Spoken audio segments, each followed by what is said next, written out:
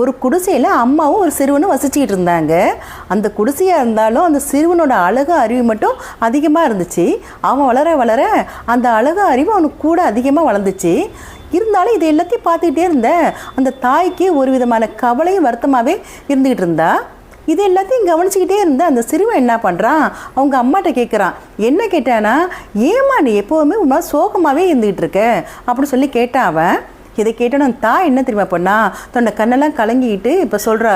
என்ன சொன்னானா, பா ஒரு ஜோசியர் சொன்னார், உன்னோட முன்பல் இந்த மாதிரி இருந்தால் நீ பிரபலம் அடைவியா, உலக புகழோடு நீ இருப்பியா நீனு அப்படின்னு சொல்லி சொன்னாவ. இதை கேட்டோன்னு சிறுவன் சொல்கிறான், மா நான் பிரபலம் அடைஞ்சால் உனக்கு சந்தோஷம் தானே, நீ சந்தோஷம் தானே படணும், அப்புறம் எதுக்கு நீ வருத்தப்படுற அப்படின்னு சொல்லி கேட்டான் அவன்.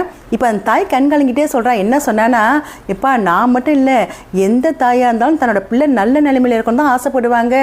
நானும் அப்படி தான் நினைக்கிறேன். இருந்தாலும் நீ பேர் புகழோட பிரபலமாக இருக்கும்போது எங்கே நீ என்ன மறந்துடுவியோ, என்னை விட்டு நீ விலகி போயிடுவோன்னு நினைக்கும் போது தான் பயமாக இருக்குது, எனக்கு இதையுமே நின்றுடும் போல இருக்குது அப்படின்னு சொல்லி வருத்தப்பட்டா. அந்த தாய் கண் கலங்கிக்கிட்டே சொன்னால் தன்னோட மகன்கிட்ட. இது எல்லாத்தையும் கேட்டோன்னா சிறுவனுக்கு கண்ணெல்லாம் கலங்கிடுச்சு.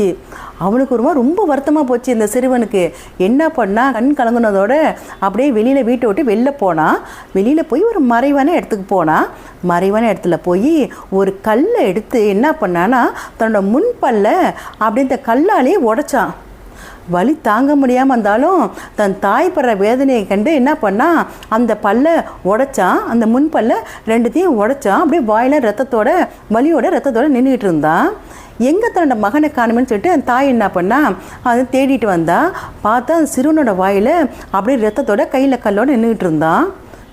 இதை பார்த்தோன்னா தாய் ரொம்ப துடிச்சு போயிட்டா. துடிச்சு போய் என்னப்பா என்ன பண்ண, என்ன காரியம் பண்ணிட்டு அப்படின்னு சொல்லிட்டு ரொம்ப வேதனைப்பட்டு மகன் கையில் அந்த கல்லை தூக்கி கீழே போட்டு மகன்கிட்ட கேட்டா. ஏன்ப்பா அப்படி பண்ணோன்னு சொல்லிட்டு ரொம்ப கதறிட்டே கேட்டா.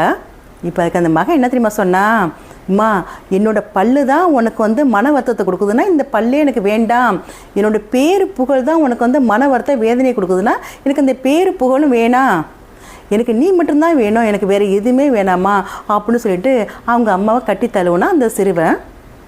இந்த சிறுவன் வேறு யாரும் இல்லை, பிற்காலத்தில் வரலாற்று புகழ்பெற்ற மாபெரும் மனிதர் சாணக்கியர் இவர் தான்.